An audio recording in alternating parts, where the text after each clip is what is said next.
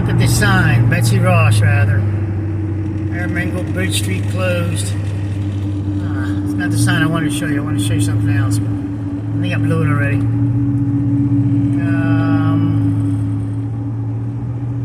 So enjoy the road just yet.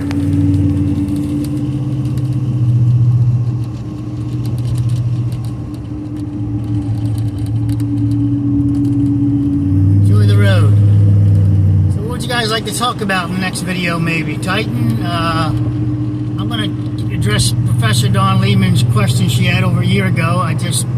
YouTube, you know the way they treat me, guys. They blocked 2 of her comments and it showed up about a week and a half ago under one of my strikes. They blocked, they threw all my content into whatever position they threw it into, and then they deleted 4 million views that came out of nowhere. They came out of nowhere and deleted 4 million views when my content was getting viral. And then they showed me all these comments that were held back that I never saw before. And now also Professor Dawn Lehman had a couple of questions, and one of them was, what do you think, what do you suggest about the buildings at the Champlain Towers and repair and what to do? And I would say that all the elevated parking structures should be considered bridges, and they should be inspected every 2 years. You're driving cars on them, and then you're parking on them. I'm on a bridge right now. I'm on an overpass right now. It's all bridge work we're on one right now. So every 2 years, this is required inspection. What's the difference between this and a residential unit or commercial unit, commercial property? If it's got elevated parking and cars drive on it, period, it should be treated like a bridge. All right, so all the parking garages, sorry if it's pretty bumpy here, my voice might get a little bumpy on you. All the parking garages even should be inspected every 2 years. If you're not parking on the ground, consider it an elevated deck, parking deck, or an elevated bridge, as you see we're going over now, going under. And now I think we're on it. Yep, there we go. Oh, getting bounced around. So okay, I'm running up on the guy now. Let me blow him off. So they should all be considered elevated bridges and inspected every 2 years. And cracks, all cracks should be addressed, and not with epoxy. All cracks should be some type of mandatory that you can address as far as closing up a top crack with epoxy, but it should not be the primary repair. That no primary repair should be epoxy with cracks. All right, it's just that should not be primary. There's no redundancy in that. And what my experience and testing has shown is that epoxy is a lot of times stronger than the concrete, and it will break on one side of the epoxy or the other, left or right. All right, left or right, either side of the epoxy. All right, now you see Philadelphia right here, downtown here. So there's that, and now the building also should not be connected to a parking garage, a parking deck, a pool deck. There should be some disconnection there. And how do you handle that? Steel. Retrofitting it, steel.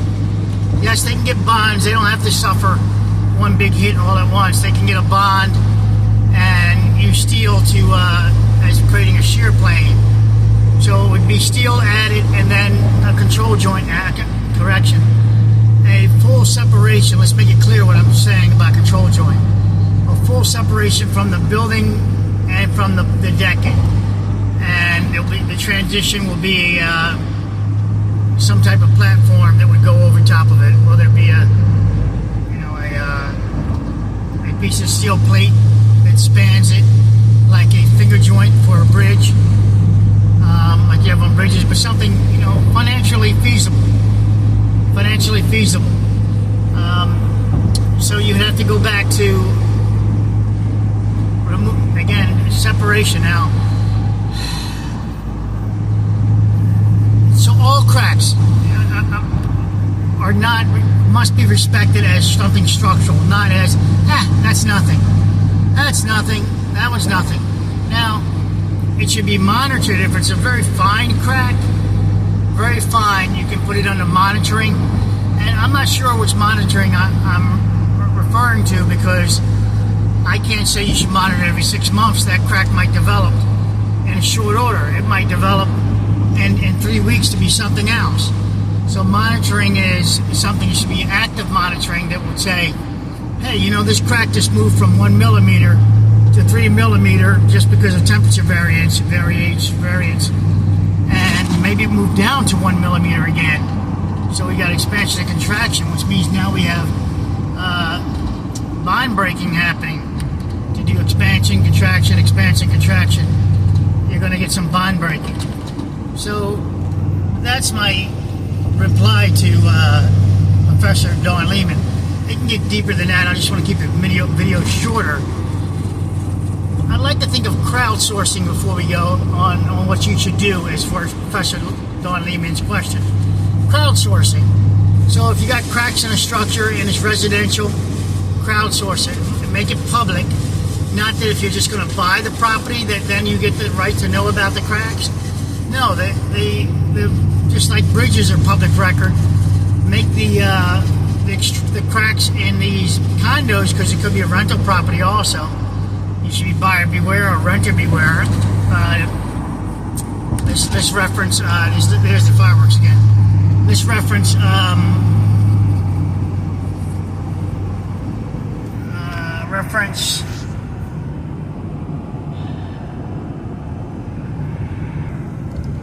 sorry guys, my brain froze.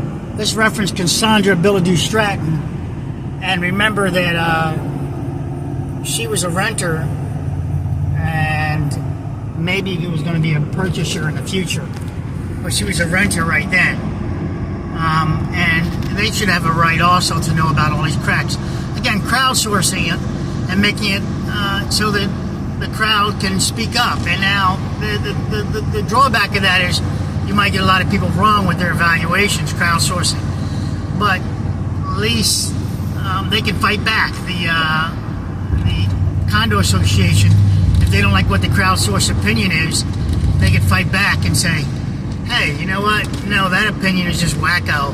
Or just let the crowd fight back of the people saying things like that crack is nothing, and then let the crowd decide it. No, that crack is something.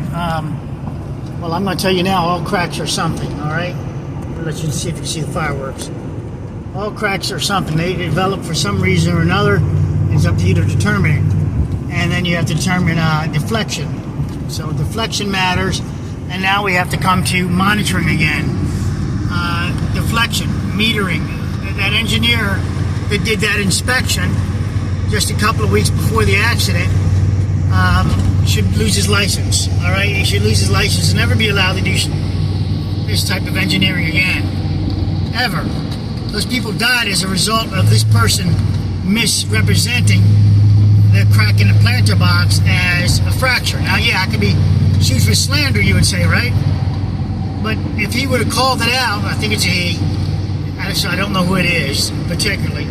But if he would have called it out as a deflection and not grassroots, which no one saw indication of grassroots, a lot of lives would have been saved had he they demanded, this is an if, they also demanded, it's all tied in, that the parking garage be supported, that the structure be supported at that point, and not erroneously, make the error of saying it's just fucking grass, it's just the roots, right? Now that's what's reported to us, so I'm going under that assumption that what's reported to us is true, that's what that engineer said. Now, if he said, no, it's deflection in the deck, and somehow we're not getting that information out correctly, well then I take back my statement and support the engineer fully. But if he just said it was grass, the roots of that brush doing that, if that's the connection to it, then I open myself up to no slander, because that's just fucking ludicrous, right?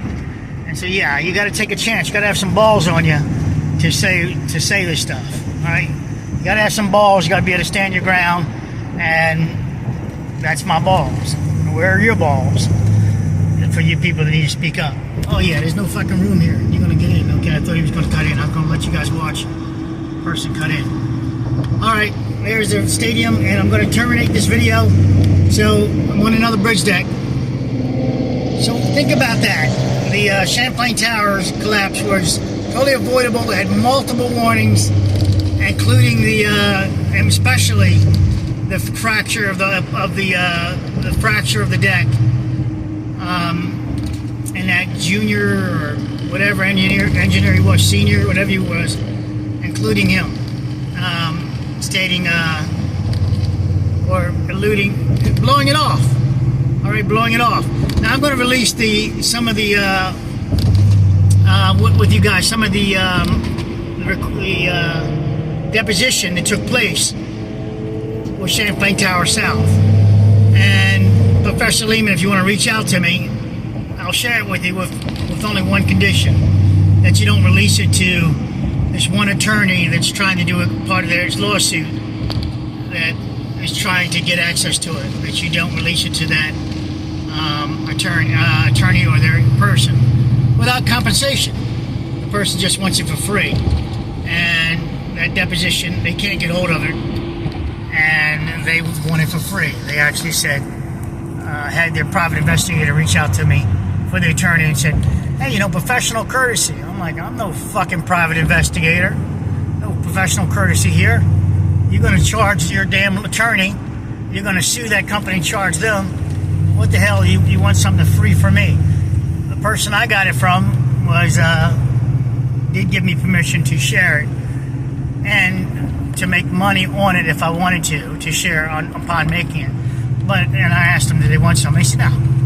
But just so you know, the deposition is, I'll share it with you if you want to take a dive into the information. But I'll share it in the private room, some more information on that deposition. And I'll share it in the public too of some things, but I'll block some of the data. Let me blow this car off.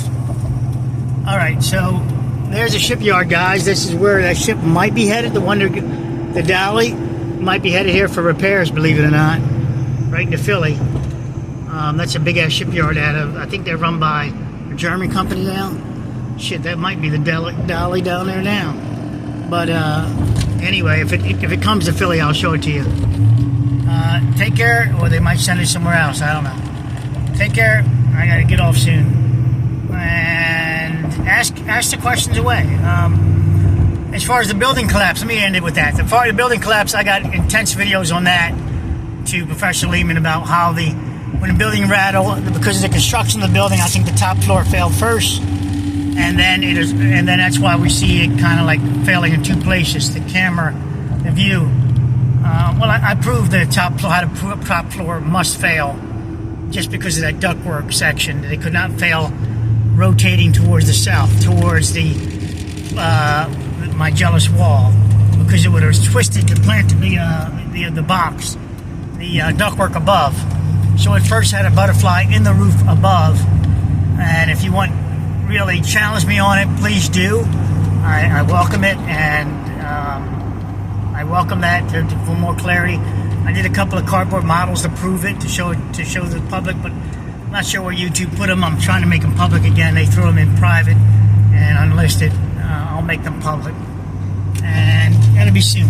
So shout out to Professor Dawn Lehman for a year ago asking me to challenge me on this, to respond, and shout out to all you guys for interest in staying up with this. And end it with fireworks. End it with Cassandra Ability Stratton and the other survivors. Well, because her information was so critical, and also the other two survivors on the first floor, the nears, that being blown off, evidence being destroyed by the NIST not reporting the critical information that the one near daughter stated when she got out of the shower, how she's so white. Well, let's refer to it as the concrete ceiling or the concrete coating or whatever, shooting, sparkling down in her face. That's in the news report of that night. So it shows you that part of the building was shaking then. And then we have the 7th floor and then the 6th floor. The 6th floor lady who also stayed the crack in the front by the door. She couldn't close her doors, and the time she took to get out of the Philadelphia airport, to get out of there. And then we have her being able to close her door. Shows you how deep she was in the building. And the door was able to close back to the hallway, the corridor as it's referred to in the drawings. And we have her front face wall as she shows it as it's cracked up. So you can start profiling, and this doesn't know how to profile, obviously. The bathroom of the near girl coming out, the near lady, she's an 18-year-old plus lady coming out. And then you have it, and that's that time, and then we have the crack in the wall with no powder showing, but that shows it at the 6th floor. It already reverberated. That's double.